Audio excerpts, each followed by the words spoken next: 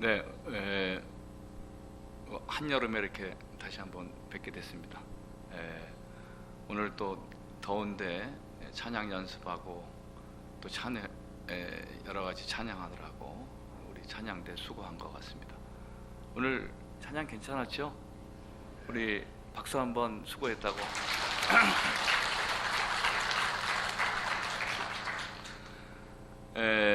또 평소 가까이 지내는 또 조 목사님 또 심호하시는 또 호계교회 이렇게 불러주셔서 감사하고, 또 오늘 존경하는 장로님들 또 뵙고 함께 예배드리게 된 것을 큰 기쁨으로 생각합니다. 목사님 또 일본 그 단기 선교 중고등학생들하고 다녀와서 제가 알기로는 밤새도록 와가지고 지금 새벽에 도착하신 걸로 알고 있는데, 제가 가능하면 예배를 빨리 마쳐야 되는 거 아닌가 할 정도로 힘드실 거로 생각합니다. 그래서 오늘 제가 이렇게 잠시 말씀을 전하도록 그렇게 하겠습니다. 오늘은 기도에 대한 말씀 드리겠습니다. 이 기도의 전형이 주기도문, 예수님이 우리에게 가르쳐 주신 그 기도의 아주 모범되는 그 내용이 주기도문이라고 할 수 있습니다. 우리가 보통 이제 그런 얘기를 합니다. 어려운 결정을 앞에 두고 있을 때 이제 기도해보고 정하겠다, 이렇게 이제 얘기하잖아요. 이 기도라는 것이 우리가 결정하고 판단하고 결단하는 일에 도움이 되는 것을 뜻하는 것입니다. 우리 삶에 아주 중대한 결정을 할 때가 있는데, 이제 그럴 때마다 우리가 기도로 결정해야 되고, 또 기도가 그러한 그 결정하는 과정에 도움이 됨을 오늘 제가 말씀드리려고 합니다. 그래서 오늘 제가 설교의 제목을 기도는 바른 결단의 열쇠다. 우리가 잘 어떤 문제를 해결하고 정하려면은, 결단을 잘 하려면은 기도를 하고 정해야 된다 라는 내용을 오늘 말씀드리고자 합니다.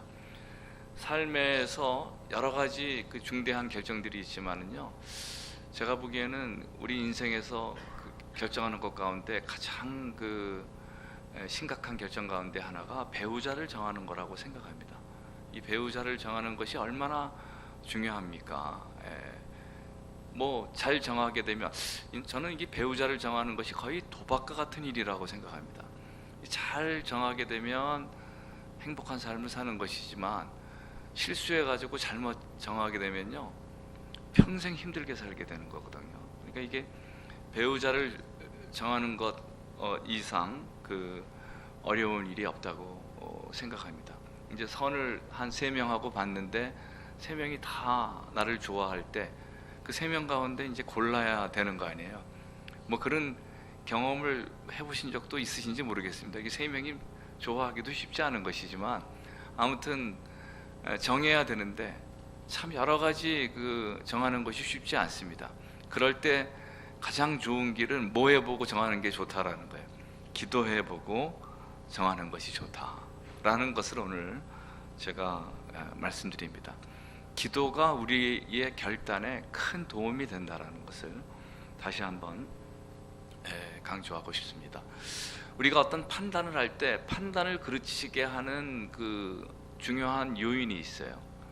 첫 번째, 판단을 그르치게 하는 아주 중요한 요인 가운데 첫 번째 요인은 뭐냐 하면, 다른 사람들의 의견을 깡그리 무시하고 자기 고집대로 정하는 거예요. 이게 굉장히 잘못된 판단이기 쉽습니다.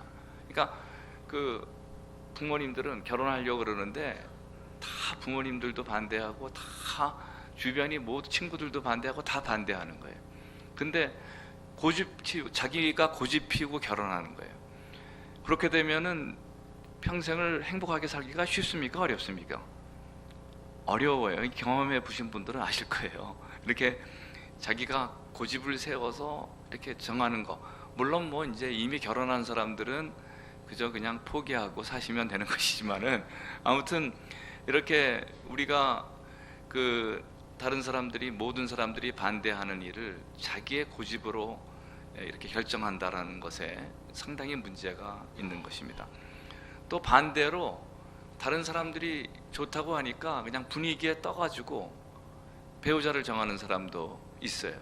자기가 정말 이 사람 좋아하는 것인지 자기 나름대로 이렇게 심각히 생각해 보지 않고 그저 친구들도 좋다 그러고 부모님도 좋다 그러니까 자기 생각 없이 배우자를 정하는 것이 있는데, 저는 그것도 올바른 판단이라고 생각되지 않습니다. 이 전자와 같은 경우는 자기의 고집대로만 이렇게 판단하는 경우를 우리는 지나친 자율적인 결단이라고 말할 수 있고, 다른 사람들의 의견에 그냥 붕 떠서 결정하는 것, 다른 사람들의 의견에 맹종해서 결정하는 것을 지나친 타율적인 결정이라고 이제 표현할 수 있는데, 이 두 가지 다가 올바른 판단을 그르치게 하는 그런 요인이 된다는 것을 우리는 알게 되는 것입니다. 우리가 어떤 결정을 할 때 가장 중요한 것은 이 남의 의견과 자기의 의견을 조화시키는 게 굉장히 중요한 것입니다.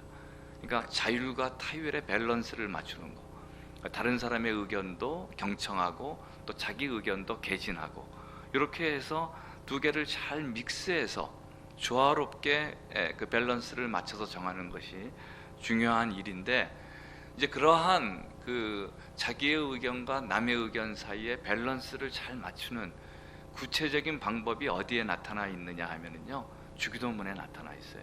오늘 여러분들이 주기도문을 살펴보면 그 주기도문 속에서 결단의 그 중요한 어떤 그 방안이라 그럴까, 방책이라 그럴까, 그러한 것을 우리가 이 기도문을 통해서 찾아낼 수 있는 것입니다. 여러분들이 주기도문은 다 잘 아시잖아요. 우리 매번 예배 때마다 외우기도 하고 그래서 잘 아는데, 이 주기도문은 크게 나누면 4문단으로 나눌 수 있습니다. 이 주기도문이 여러분들이 기도할 때 이 구조를 항상 참조해서 기도하시면 좋아요. 몇 가지 문단으로 나눌 수 있다고요? 4가지 문단으로. 첫 번째는 하나님의 이름을 부르는 거예요. 하늘에 계신 우리 아버지시여, 이게 혹격으로 되어 있습니다. 헬라어로 파테르라 그러는데 하나님의 이름을 부르는 거예요. 그러니까 여러분들이 기도할 때 제일 처음 해야 될 것은 누구의 이름을 찾는 거예요. 하나님의 이름을 찾아야 돼요. 전능하신 하나님 아버지시여, 사랑이 많으신 하나님 아버지시여, 그렇게 어떻게 서술하더라도 하나님의 이름을 먼저 부르라는 거예요. 그다음에 이제 두 번째 문단은 어떤 내용으로 되어 있느냐 하면, 이름이 거룩히 여김을 받으시오며 나라가 임하옵시며 뜻이 하늘에서 이루어진 것 같이 땅에서도 이루어지이다. 이게 이제 두 번째 문단이에요. 우리 옛날의 주기도문, 애웠던 주기도문은 그냥 이름이 거룩히 여김을 받으시오며 그 다음에 나라가 임하옵시며 이런 식으로 되어 있습니다만은, 오리지널로 되어 있는 헬라어 주기도문에는 다 뭐가 붙어 있느냐 하면 너의라는 말이 붙어 있어요. 어떻게 되어 있느냐 하면, 너의 이름이 거룩히 여김을 받으시오며 너의 나라가 임하옵시며 너의 뜻이 하늘에서와 같이 땅에서도 이루어지라. 너라는 말이 몇 번 나와요? 3번 이렇게 나오잖아요. 이렇게 이제 너라는 말이 3번. 그래서 보통 성경을 연구하는 학자들은 주기도문의 이 문단을 2인칭 단수 부분이라 그래요. 그걸 이제 너라는 것이 2인칭 아니에요? 그리고 단수로 돼 있기 때문에 주기도문의 이 두 번째 부분을 2인칭 단수 부분이라고 이제 하는데, 이게 이제 번역이 사실 상당히 까다롭습니다. 너의 이름이 거룩히 여김을 받으시오며 좀 이상하잖아요. 그리고 그거를 이제 극존칭으로 쓰게 되면 어떻게 표현할 수 있습니까? 당신의 이름이 거룩히 여김을 받으시오며 당신의 나라가 임하옵시며. 근데 그렇게 또 번역하고 보면은 또 하나님을 여보 당신 부르는 것 같아서 조금 이상하잖아요. 그래서 이제 최종적으로 새로운 주기도문을 번역하면서 요거를 어떻게 번역했느냐 하면, 아버지의 이름이 거룩히 여김을 받으시오며 아버지의 나라가 임하게 하시며, 이게 아버지라는 말로 이렇게 의역을 했어요. 근데 오리지널에서는 아버지로 되어 있는 거예요, 너라고 되어 있는 거예요? 너의라는 헬라어로 그걸 수라고 합니다. 너라는, 너의 이름이 거룩히 여김을 받는, 너라는 표현으로 되어 있습니다. 근데 우리가 이제 새로운 주기도문을 번역하면서 아버지의 이름이라고 한 이유는, 가톨릭의 주기도문, 우리 가톨릭 교회가 있잖아요. 천주교회는 주기도문을 외울 때 이 부분을 이미 아버지의 이름이 거룩히 여김을 받으시오며 이렇게 외웠어요. 그러니까 이제 가톨릭과 이게 똑같은 본문을 번역하는 것인데 크게 뭐 차이 나는 것도 뭐 꼭 좋은 게 아니잖아요. 그렇기 때문에 이 아버지의 이름이 거룩히 여김을 받으시오며 이렇게 이제 돼 있는 것이 두 번째 그 문단의 그 내용이라고 볼 수 있습니다. 그러니까 두 번째 문단의 핵심적인 단어라는 것은 어떤 단어예요? 헬라어로는 수라 그랬고 또 우리말로는 뭐라고 번역할 수 있어요? 너라는, 너의 또는 너라는 그러한 표현을 쓸 수 있습니다. 주기도문의 두 번째 문단은 뭐를 강조하느냐 하면 너의 뜻을 강조해요. 이 너의 뜻이라는 것은 누구의 뜻을 말하는 겁니까? 하나님의 뜻을 얘기하는 거예요. 우리가 하나님의 뜻을, 우리가 어떠한 판단을 잘 하려면은요 1차적으로 하나님의 뜻을 찾는 것이 필요하다라는 거예요. 하나님의 뜻이라는 것은 어떤 뜻을 얘기하는 거냐 하면 나의 뜻도 아니고 남의 뜻도 아닌 제3의 뜻을 하나님의 뜻이라고 하는 거예요. 우리가 나의 뜻과 남의 뜻의 밸런스를 맞추려면 이 두 가지를 초월하여 있는 어떤 제3의 장소가 필요하잖아요. 제3의 어떤 위치에서 나의 뜻과 남의 뜻 사이의 밸런스를, 이걸 조망하는 게 필요하잖아요. 그렇기 때문에 우리가 주기도문에서는 먼저 뭐의 뜻을 찾음을 통해서, 하나님의 뜻을 찾음을 통해서 나의 뜻과 남의 뜻을 객관적으로 살필 수 있는 위치를 만드는 것입니다. 그렇죠? 그러니까 우리가 어떠한 판단을 잘 하려면은요 나의 뜻과 남의 뜻을 초월하고 넘어서는 제3의 뜻으로서의 뭐의 뜻을 가지고 있어야 된다는 거예요. 하나님의 뜻을 가지고 있어야 된다는 거예요. 그러니까 여러분들이 어떠한 판단을 잘 하려면은요 내가 이제 요번 8월 중에 이혼할 거라고 생각하는 분도 있잖아요. 여기 이제 한 두 사람 있는 것 같아요. 나 8월 중에 이혼할 것이다. 이건 이제 결판을 내야 되는 거 아니에요. 누구라고 딱 얘기는 하지 않겠지만은 두 분 정도 계셔요. 근데 내 8월 중에 이혼할 것이다. 이렇게 이제 마음을 먹고 있는데 그 이혼할 것을 결정하는 것이 좋은 판단이 되려면은 일단 누구의 뜻을 물어봐야 된다는 거예요. 하나님의 뜻을 물어봐야 돼요. 이게 하나님의 뜻이 뭐냐라는 거예요. 하나님의 뜻을 묻지 않고 하는 모든 행동이 그르치기가 쉽습니다. 왜 그러냐면 하나님의 뜻이 있어야 객관적 조망점이 생기게 되는 거예요. 우리가 땅 위에 뭐가 있는지 알려면은요 높은 데 올라가면 다 보이잖아요. 마찬가지입니다. 하나님의 시야에서 모든 것을, 나의 뜻과 남의 뜻에 대한 모든 것을 초월적인 견지에서 봐야만 바르게 볼 수 있다라는 것을 우리가 이러한 주기도문의 내용을 통해서 살필 수 있는 것입니다. 이번 달에 이혼하시려고 생각하시는 분들은 일단 뭐를 해보셔야 돼요? 기도를 해보셔야 되는데, 기도를 통해서 뭐의 뜻을 찾는 거예요? 기도라는 게 하나님 어떻게 했으면 좋겠습니까? 한번 물어보고 결정하는 여러분들이 되시길 바랍니다. 물론 하나님이 참 피곤하게 생각하면 야 그냥 너 헤어져라 이럴 수도 있어요. 그럴 때는 뭐 하는 게 좋아? 헤어져도 돼요. 근데 하나님이 야 너 헤어지는 거 아니다 라고 말하시게 되면은 뭐 하지 않는 게 좋다라는 거예요. 헤어지지 않는 게 좋다라는 거예요. 이 하나님의 뜻이라는 것이 굉장히 중요함을 오늘 이 주기도문을 통해서 알게 되는 것입니다. 제가 하나님의 뜻을 찾는 것이 어떻게 하는 것이 하나님의 뜻을 찾는 것이냐, 이 하나님의 뜻을 찾는 구체적인 방법에 대해서 또 다시 한번 설명하도록 하겠습니다. 그 구체적인 방법이 어디에 나타나 있느냐 하면 마태복음 26장 39절에 나타나 있어요. 예수님께서 이제 겟세마네 동산에서 기도한 내용입니다. 아주 겟세마네 동산에서 긴 기도를 하셨는데 우리에게 전해지는 것은 간단하게 전해져 있어요. 뭐라고 되어 있느냐 하면 예수님이 겟세마네 동산에 기도의 모범을 보여주신 것입니다. 기도라는 게 뭔지 이 기도를 설명하시면서 예수님이 어떻게 기도했냐면 이렇게 기도했어요. 내 아버지요. 이 아버지라는 것은 누굴 얘기하는 것입니까? 아버지라는 것은 뭐 우리 육신의 아버지를 얘기하는 게 아니잖아요. 누굴 얘기하는 거예요? 하나님 아버지. 내 아버지요, 만일 할만하시거든 이 잔을 내게서 지나가게 하옵소서. 그 다음 문장이 중요해요. 뭐라고 되어 있느냐 하면 그러나 나의 원대로 마옵시고 아버지의 원대로 하옵소서. 이 원대로라는 것은 나의 뭐라고 표현할 수 있어요? 나의 뜻대로 마옵시고 누구의 뜻대로 하라는 거예요? 하나님의 뜻대로 하라는 것이에요. 우리가 주기도문에서 먼저 찾아야 될 것이 하나님의 뜻을 찾는 거라 그랬잖아요. 그럼 하나님의 뜻을 찾는 거라는 것이 무엇이냐? 예? 하나님의 뜻을 찾는 것은 다른 게 아니에요. 내 뜻대로 하지 않는 거예요. 여러분들이 하나님의 뜻을 찾으려면은 일단 뭐의 뜻을 내려놔야 돼요? 자기의 뜻을 내려놔야 돼요.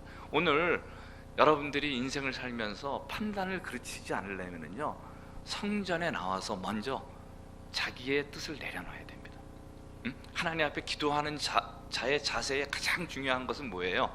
자기 중심적인 생각, 이기적인 생각, 욕심으로 판단하는 거, 이러한 자기의 뜻을 오늘 내려놔야 돼요.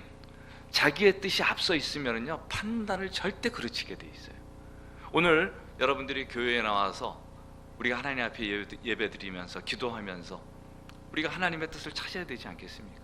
그렇죠? 이렇게 복잡한 세상에, 위험과 위기가 많은 세상에 우리가 안전하게 살려면은 누구의 뜻대로 살아야 돼요?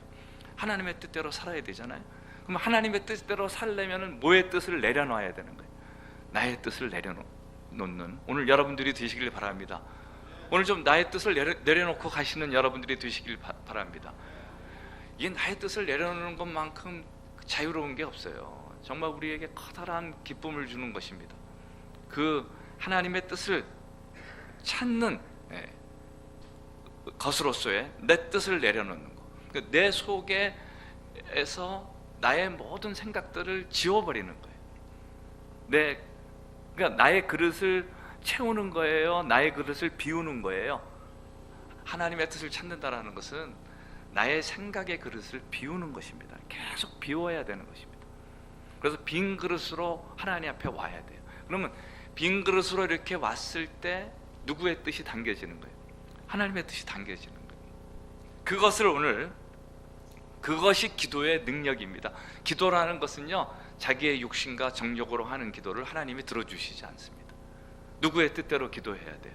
하나님의 뜻대로 기도해야 하나님이 들어주시고 우리에게 응답을 하시는 기도가 된다는 것을 우리가 이 주기도문을 통해서 깨닫게 되는 것입니다.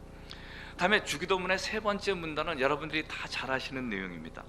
오늘 이렇게 돼 있어요. 오늘 우리에게 일용할 양식을 주시고 우리가 우리에게 죄진 자를 사하여 준 것 같이 우리 죄를 사하여 주시옵고 우리를 시험에 들게 하지 마시옵고 다만 악에서 구하시옵소서. 요 짧은 문장 가운데 제일 많이 나오는 단어가 있어요. 어떤 단어가 제일 많이 나옵니까? 우리라는 단어가 제일 많이 나옵니다. 우리라는 단어가, 한번 씌워보겠어요. 우리라는 단어가 얼마나 많이 나오느냐. 오늘 누구에게? 우리에게 일용할 양식을 주시었고, 그 다음에 우리가 우리에게 죄진 자를 사하여 준 것 같이 누구의 죄를? 우리 죄를 사하여 주시고, 그 다음에 우리를 시험에 들게 마옵시고 다만 악에서 구해달라. 이 짧은 본문에 우리라는 단어가 몇 번 나와요? 5번 나옵니다. 5번. 주기도문의 앞부분에 하늘에 계신 우리 아버지까지 해서 우리까지 포함하면 주기도문이라는 짧은 기도 속에 우리라는 단어가 몇 번 나오냐면 6번씩이나 나오는 거예요. 5번 플러스 1번입니다. 6번의 우리라는 단어가 나오는 것입니다. 보통 여기에서 이 3문단이 우리라는 말이 강조되기 때문에 이제 성서학자들은 이 3문단을 뭐라고 이름을 붙였냐면 1인칭 복수 부분이라고 이름을 붙였어요. 오늘 아주 좋은 거 한 개 배우셨잖아요. 주기도문의 이 3분단을 보통 뭐라고 얘기해요? 1인칭 복수. 이 우리라는 거, 우리의 이 헬라어로 헤몬이라 그러는데 our, 영어로 our입니다. 그러니까 우리의 이라는 단어가 계속 나오는데 그것을 강조해서 1인칭 복수 부분의 기도다, 이렇게 이제 표현하는 것입니다. 주기도문의 이 세 번째 문단은 뭐의 뜻을 찾는 것의 중요성을 얘기하고 있느냐 하면 우리의 뜻을 찾아야 된다라는 거예요. 네? 그러니까 우리가 하나님의 뜻을 추구해서 빈 그릇이 되잖아요. 나의 뜻을 비워내는데 빈 그릇이 된 그 빈 그릇 속에 누구의 뜻을 채워넣어야 되는 거예요. 우리의 뜻을 채워넣어야 돼요. 우리에 대한 사랑과 우리에 대한 관심과 우리에 대한 염려를 통해서 그거를 승하해서 우리의 뜻으로 수렴하고, 그것을 통해서 우리가 하나님의 참 뜻을 발견하게 된다라는 것을 우리는 다시 한번 알게 되는 것입니다. 기도라는 게 다른 게 아니에요. 기도라는 것은 먼저 누구의 뜻을 찾는 것이고 하나님의 뜻을 찾는 것이고, 두 번째는 기도라는 것은 뭐의 뜻을 찾는 작업이에요. 우리의 뜻을 찾는 작업이라고 이렇게 말할 수 있습니다. 이 하나님의 뜻이라는 것은 어떻게 보면 나의 뜻도 아니고 남의 뜻도 아닌 것들이에요. 우리가 하나님의 뜻을 추구한다는 것은 뭐예요? 나의 뜻도 아니고 남의 뜻도 아닌 제3의 뜻을 추구하는 거예요. 그게 하나님의 뜻을 추구하는 거예요. 그럼 우리의 뜻이라는 것은 무엇이냐? 우리의 뜻이라는 것은 나의 뜻이면서 동시에 남의 뜻인 것이 우리의 뜻이에요. 그러니까 먼저는 우리가 우리 자신의 뜻을 버려야 되는 것이지만, 그 버린 자리에 누구의 뜻을 가지고 채워야 되는 거예요. 이웃에 대한 사랑의 마음을 가지고 그 자리를 채워야 된다라는 것을, 그죠? 하나님 사랑, 이 주기도문의 전반부가 하나님 사랑의 내용이라면 이 후반부의 그 내용은 뭐의 사랑을 가지고 판단을 해야 된다라는 거예요. 이웃에 대한 사랑의 마음을 가지고 어떠한 것을 판단해야 된다라는 것을 우리가 이 본문에서 다시 한번 깨닫게 되는 것입니다. 하나님의 뜻을 우리가 알기가 쉽지 않습니다. 하나님이 오셔가지고 이렇게 확 그냥 얘기하는 것도 아니고, 기도하지만은 하나님의 계시가 우리가 떨어지는 것도 아니고, 우리가 하나님의 뜻을 찾는 것이 실제적으로는 쉽지 않아요. 그러나 그 하나님의 뜻을 우리가 접근해 나갈 수 있는 길이 있어요. 어떻게 접근해 나갈 수 있는 거냐 하면, 우리의 뜻을 광범위하게 수렴하면 수렴할수록 그 뜻이 누구의 뜻에 가까워진다는 것을 깨닫게 되는 거예요. 성령의 뜻과 하나님의 뜻에 가까워진다는 것을 깨닫게 되는 것입니다. 그러니까 여러분들이 어떠한 것을 결정할 때 혼자 단독적으로 결정하라는 거예요? 주변의 의견들을 충분히 수렴해서 결정하라는 거예요? 충분히 수렴하라는 것입니다. 그래야 판단이 그르쳐지지 않는다라는 거예요. 내가 결혼하려고 그러면 부모님의 의견도 들어보고, 부모님이 그냥 아주 그냥 목숨을 다해서 말리는 그 결혼을요, 둘이 도망가가지고 결혼식을 해가지고 사는 사람도 있어요. 내가 보기 그건 아닌 것 같아. 그냥 뭐 그렇게까지 뭐 할 필요가 뭐 있어요. 이미 그렇게 한 사람은 그냥 사시는 걸로 하고, 그러나 이제 아직 하지 않은 사람들이 있다면은 부모님들이 아주 반대하는 결혼은 한번 내가 어떻게 하는 게 좋다라는 거예요. 재고해 보는 게 좋죠. 우리 나 자신을 제일 잘하시는 분이 부모님이에요. 그러니까 부모님이 뭔가 반대한다면은요, 거기에 이유가 있는 것입니다. 이유가 없는 게 아니에요. 그러니까 그러한 것에 대한 의견을 충분히 내가 한번 되새겨 볼 필요가 있는 거예요. 되새겨 보더라도 나는 그럼에도 불구하고 이 남자고 이 여자다, 그렇게 됐을 때에는 뭐 결혼할 수도 있습니다. 그러나 부모님의 의견을 철저히 무시하고 고려도 하지 않은 채 자기 의견만 주장해서 어떠한 결정을 한다라는 것은 무모한 결정이기가 쉽다라는 것을 우리가 다시 한번 깨닫게 되는 것입니다. 그러니까 오늘 여러분들이 어떠한 결정을 잘 내리려면은요, 항상 뭐의 뜻을 추구하는 게 좋다라는 거예요. 우리의 뜻을 추구하는 것이 좋다라는 것을, 우리의 다른 사람들의 의견을 충분히 들어보고 의견들을 많이 수렴하고, 예를 들어서 이제 내가 은퇴를 했는데 뭔가 장사를 하려고 그러는 거예요. 그래서 장사하려고 그러는데 제일 많이 하는 게 뭡니까? 카페냐 음식점이냐 뭐 이런 걸 거 아니에요. 내가 치킨집도 있습니까? 카페냐 치킨집이냐 떡볶이집이냐, 치킨집이나 떡볶이집이냐 똑같은가? 하여튼 이렇게 결정을 해야 되는 거 아니에요? 최소한 그 남자분들께서 그러한 결정을 할 때 최소한 누구하고는 의논해야 되는 거예요. 마누라하고는 의논해야 될 거 아니에요. 내가 요번에 이제 은퇴해가지고 요 2억 가지고 장사를 하려고 그러는데, 카페가 좋겠냐 치킨집이 좋겠냐 물어봐야 되는 거 아니에요. 근데 그것도 물어보지 않고 마누라의 입장을 완전히 묵살한 채 그냥 얘기도 안 하고 가서 계약하고 오는 남편들이 있어요. 그런 장사 잘 될 것 같아요? 안 될 것 같아요? 안 된다고 저는 생각합니다. 그거는 좋은 결정이 아니세요. 지금 내가 무슨 장사할지 지금 고민하시는 분 있잖아요. 그러면 누구한테 일단 물어보는 게 좋아요? 사모님들한테 물어보시는 게 좋아요. 뭐 마누라가 여자가 뭘 알겠냐 이런 식으로 얘기하면 안 됩니다. 예? 치킨집이나 카페 등등 어느 것이 잘 되는지는 사모님이 더 잘 알아요. 응? 남자들은 직장만 다니면서 세상 물정 모릅니다. 오히려 세상 물정은 누가 더 잘 아는 거예요? 어? 여성들이 더 잘 알아요. 그러니까 물어보는 게 좋다라는 거예요. 좀 친구들한테 물어보고, 친구들 가운데에도 카페에서 망한 친구들이 있잖아요. 그러면 물어보는 거예요. 너 왜 카페에서 망했냐? 어? 그리고 치킨집 해가지고 잘 되는 치킨집이 있으면 가서 물어보는 거예요. 어떻게 해야 치킨집 잘 되냐? 뭐 이런 것의 의견들을 종합하다 보게 되면은 어떻게 되는 거예요? 더 좋은 판단이 되는 거 아니에요? 그러니까 이 우리의 뜻, 모두의 뜻을 이렇게 수렴하는 작업이라는 게 우리에게 상당히 중요하다라는 것을 우리가 이 주기도문을 통해서 깨닫게 되는 것입니다. 그래서 이러한 기도의 성격에 대한 것을 잘 표현한 성경 본문이 있어요. 마태복음 18장 19절부터 20절에 이런 말씀이 있습니다. 피실 필요는 없어요. 마태복음 18장 19절부터 20절 굉장히 중요한, 제가 지금 성경 제가 구절 몇 개 얘기했는데 굉장히 중요한 성경 구절들이에요. 이러한 기도를 이해하는데 결정적인 성경 구절을 드리는데 이렇게 돼 있어요. 진실로 다시 너희에게 이르노니 너희 중에 두 사람이 땅에서 합심하여 무엇이든지 구하면 하늘에 계신 내 아버지께서 저희를 위하여 이루게 하시리라. 그러니까 하나님께서 응답하시는 기도가 있다는 거예요. 응? 하나님께서 응답하시는 기도라는 것은 뭐를 했을 때 하나님이 응답한다라는 거예요. 두 사람이 모여서 합심해서, 두 사람이 합심한다는 것은 뭐예요? 뜻을 모으는 거예요. 두 사람이 뜻을 모을 때, 두 사람이 모을 때보다 세 사람이 모을 때가 더 힘 있는 기도가 되고, 세 사람이 모을 때보다 10사람이 모으면 더 힘 있는 기도가 되는 거예요. 그 의견을 이렇게 수렴해 봐야 되는 거예요. 의견을 수렴해 보면 내가 무엇을 해야 될 것인지를 깨닫게 되는 거예요. 응? 오늘 여러분들이 그 방법을 잘 아셔야 되는 거예요. 그렇죠? 여러분들이 내가 이제 결혼을 해야 되는데 어떤 배우자하고 해야 될 거냐? 일단 누구한테 물어보라는 거예요?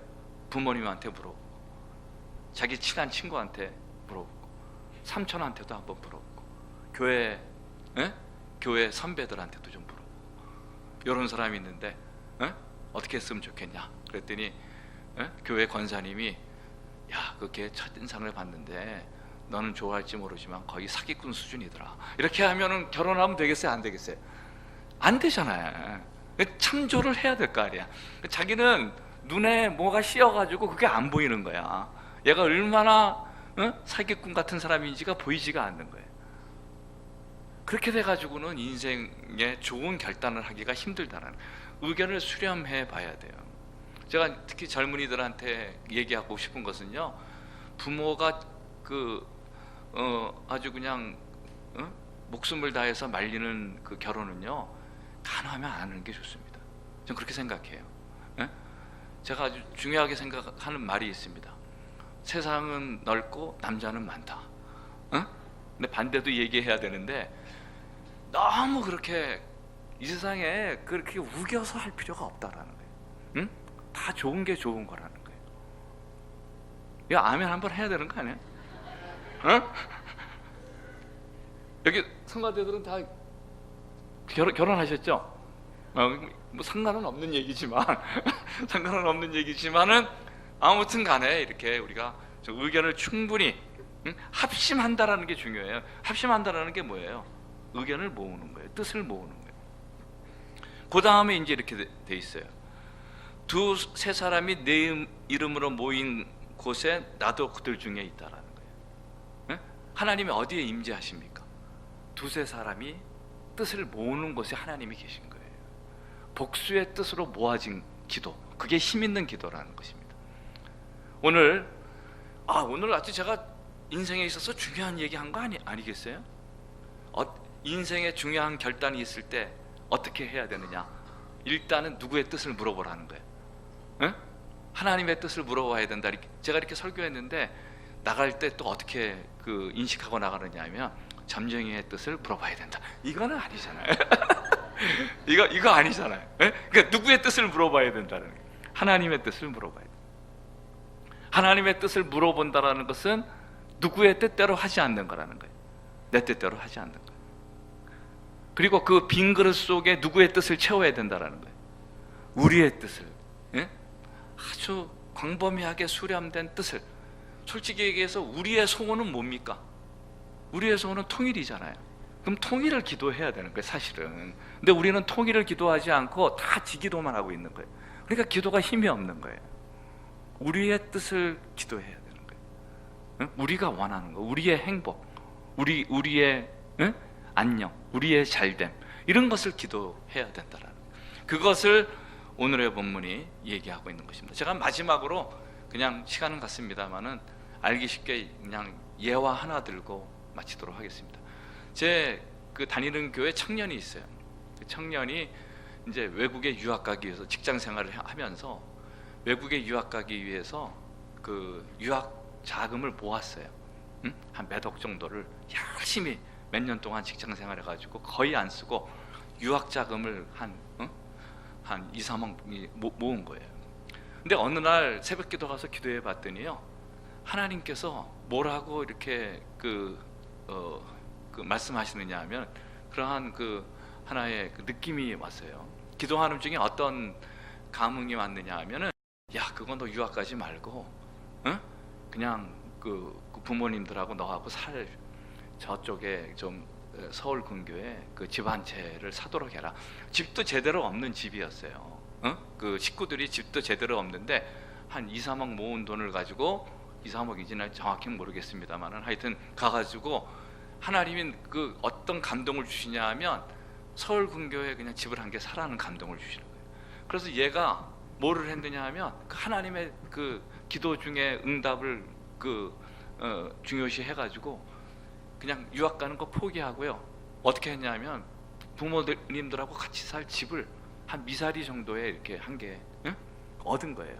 그랬더니 부모님들이 좋아하겠어요, 안 좋아하겠어요? 완전히 그냥 그냥 시시한 집에서 살다가 새로 진 아파트 가서 이렇게 사니까, 많이 요새 미사리가 아파트 값도 올랐습니다. 한 2, 3억 정도 했더니 좋은 아파트에 가서 살게 된 거예요. 얼마나 좋아하는지 모르는 거예요. 근데 이제 얘가 그 유학을 포기하고 직장 생활을 이제 계속하는 중에 어느 날 사장이 부른 거예요. 사장이 불러가지고 뭐라 그러느냐 하면 이렇게 얘기한 거예요. 네가 정말 성실한 그 사원인지를 내가 알았고, 내가 알아보니까 네가 유학을 가려고 하고 있다는 것을 내가 알았다. 네가 유학 가서 그 필요한 모든 그 비용을 내가 댈 테니까 염려하지 말고 유학을 갔다 오라는 거예요. 그러니까 얘가 그 사실은 돈을 다 어디다 쓴 겁니까? 부모를 위해서 다 썼는데, 부모와 가족을 위해서, 가족의 행복을 위해서, 우리의 행복을 위해서 다 썼는데, 얘는 그 가족도 행복하게 하고 모두 이룬 거예요. 유학의 꿈도 이룬 거예요.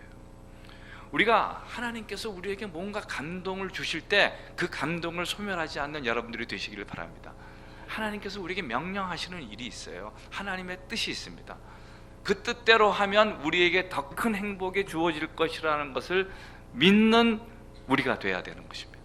그것을 믿고 확신하고 나아갈 때, 하나님의 뜻에 나의 삶을 걸 때 여러분들에게 엄청난 축복이 내린다는 것을 믿고 결단하는 여러분들이 되기를 바라면서 다 같이 기도드리도록 하겠습니다.